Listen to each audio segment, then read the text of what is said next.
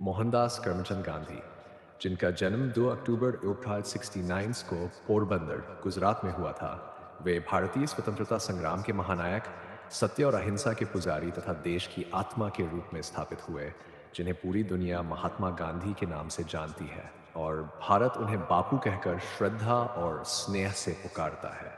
बापू यानी पिता। ये संबोधन गांधी जी को इसलिए मिला क्योंकि उन्होंने पूरे देश को बिना हथियार उठाए केवल सत्याग्रह, त्याग, आत्मबल और नैतिक साहस के बल पर आज़ादी की राह पर चलाया। और जब देश परतंत्रता की बेड़ियों में जकड़ा हुआ था, तब उन्होंने चंपारण आंदोलन, दांडी यात्रा, भारत छोड़ो आंदोलन जैसे शांतिपूर्ण लेकिन प्रभावशाली आंदोलनों के माध्यम से करोड़ों भारतीयों को आत्मनिर्भरता, समानता और आत्मसम्मान का पाठ पढ़ाया, जिससे जनता ने उन्हें केवल एक नेता नहीं, बल्कि एक पिता तुल्य मार्गदर्शक मान लिया। और ये भाव इतना गहरा था कि सुभाष चंद्र बोस जैसे महान नेता ने भी उन्हें निनिमत साराशेत में रेडियो प्रसारण के माध्यम से राष्ट्रपिता की उपाधि दी। जबकि स्वतंत्रता के बाद जब भारत सरकार ने राष्ट्र की पहचान तय करनी शुरू की, तो ये स्पष्ट था कि गांधी जी की छवि को केवल स्मारकों तक सीमित रखना उनकी विचारधारा के साथ अन्याय होगा। इसलिए 1996 में भारतीय रिजर्व बैंक ने महात्मा गांधी सीरीज की शुरुआत की, जिसमें पहली बार भारतीय मुद्रा पर गांधी जी की तस्वीर छापी गई और वह तस्वीर 1946 में ली गई थी, जब वे एक ब्रिटिश अधिकारी के साथ मुस्कुराते हुए खड़े थे। इस छवि को इसलिए चुना गया क्योंकि वह गांधी जी की सादगी, गरिमा और आत्मविश्वास का सुंदर प्रतीक थी।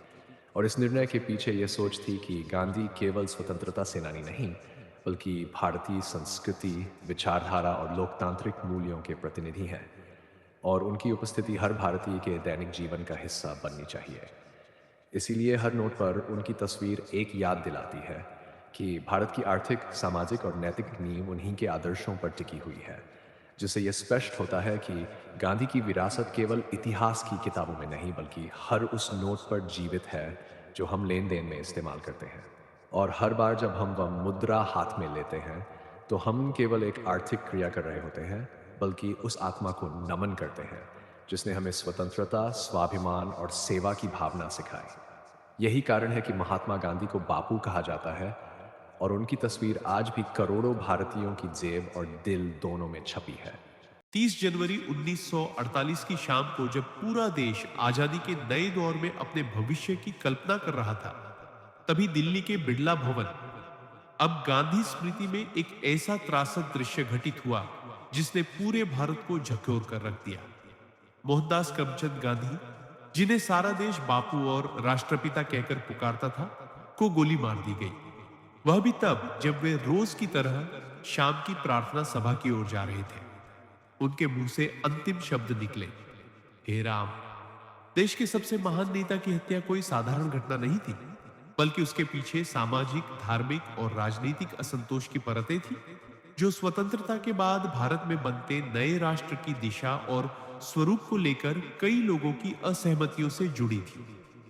महात्मा गांधी ने भारत की स्वतंत्रता की नींव अहिंसा, सहिष्णुता और सभी धर्मों के प्रति समान दृष्टिकोण पर रखी थी। वे जीवन भर हिंदू मुस्लिम एकता के पक्षधर रहे और यही उनका सबसे बड़ा सिद्धांत भी था। लेकिन जब 15 अगस्त 1947 को भारत स्वतंत्र हुआ, तब यह स्वतंत्रता भारी कीमत पर मिली। देश का बंटवारा हुआ और भारत व पाकिस्तान दो राष्ट्र बने। इस विभाजन ने लाखों लोगों की जान ली और करोड़ों को शरणार्थी बना दिया। गांधी जी ने इस सांप्रदायिक हिंसा को रोकने के लिए विभाजन के बाद भी सक्रिय रूप से काम किया। वे दिल्ली की सड़कों पर चलते, दंगे रोकते, शरणार्थियों की सहायता करते और सांप्रदायिक सद्भाव के लिए उपवास पर बैठते। वे उस समय दिल्ली में मुसलमानों पर हो रहे हमलों को रोकने के लिए आमरण अनशन पर बैठे थे। यही वह बिंदु था जहां से कुछ कट्टरपंथी हिंदू संगठनों और व्यक्तियों के मन में गांधी जी के प्रति गुस्सा, अविश्वास और संदेह जन्म लेने लगा।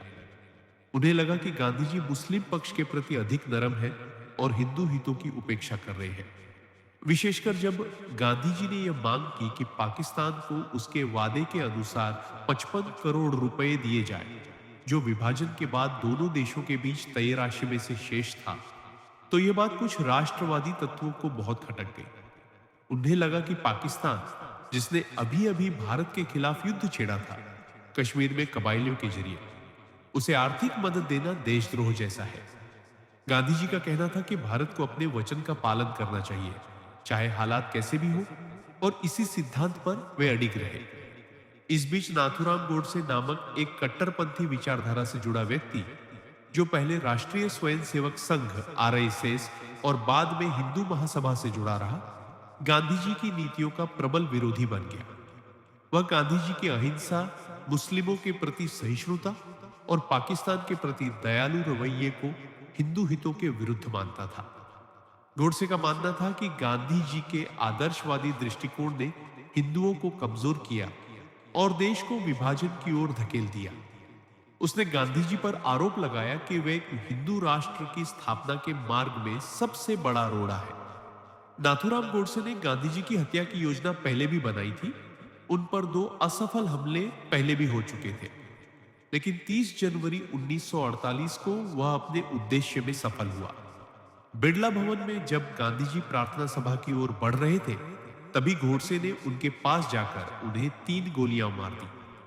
उस समय गांधी जी के पास सुरक्षा की कोई व्यवस्था नहीं थी। वे सादगी, विश्वास और खुलेपन के प्रतीक थे। गोडसे ने आत्मसमर्पण किया और बाद में मुकदमे में उसने अपने विचारों और हत्या के कारणों को खुलकर स्वीकार किया। उसने कहा कि गांधी जी की नीतियां ये भारत के लिए आत्मघाती हैं और हिंदू समाज को नुकसान पहुंचा रही है। हालांकि देश के बहुसंख्यक लोगों ने इस विचारधारा को अस्वीकार कर दिया और गांधी जी की हत्या के बाद पूरे भारत में शोक की लहर दौड़ गई।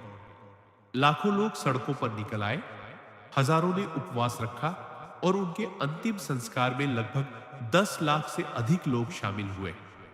गांधी जी की मृत्यु ने केवल एक व्यक्ति की हत्या नहीं की, बल्कि एक विचार, एक युग और एक नैतिक आंदोलन को चुनौती दी। नेहरू जी ने रेडियो पर आकर रोते हुए कहा, भारत की आत्मा पर हमला हुआ है। इस हत्या के बाद सरकार ने आरएसएस और कुछ अन्य संगठनों पर प्रतिबंध लगाया और बड़ी संख्या में लोगों को गिरफ्तार किया गया। गोडसे और उसके कुछ साथियों पर मुकदमा चला और अंततः गोडसे व नारायण आप्टे को मृत्युदंड दिया गया। पर यह घटना भारत के लोकतंत्र और धर्मनिरपेक्षता के भविष्य के लिए एक चेतावनी थी कि कट्टरता किसी भी विचारधारा में हो, वह समाज और देश के लिए घातक होती है। महात्मा गांधी की हत्या से जो सबसे महत्वपूर्ण शिक्षा मिली, वह यह थी कि देश को केवल राजनीतिक आजादी नहीं चाहिए, बल्कि आत्मिक और सामाजिक स्वतंत्रता भी चाहिए। गांधी जी की हत्या से भारत को एक बार फिर अपने मूल्यों पर आत्ममंथन करने का अवसर मिला। उनके आदर्शों को बाद में कई नेताओं और आंदोलनों ने अपनाया, मार्टिन लूथर किंग जूनियर से लेकर नेल्सन मंडेला तक। गांधी जी आज भले ही हमारे बीच जीवित नहीं है, लेकिन उनकी विचारधारा आज भी एक जीवित दीप की तरह भारत और पूरी दुनिया को दिशा दिखा रही है।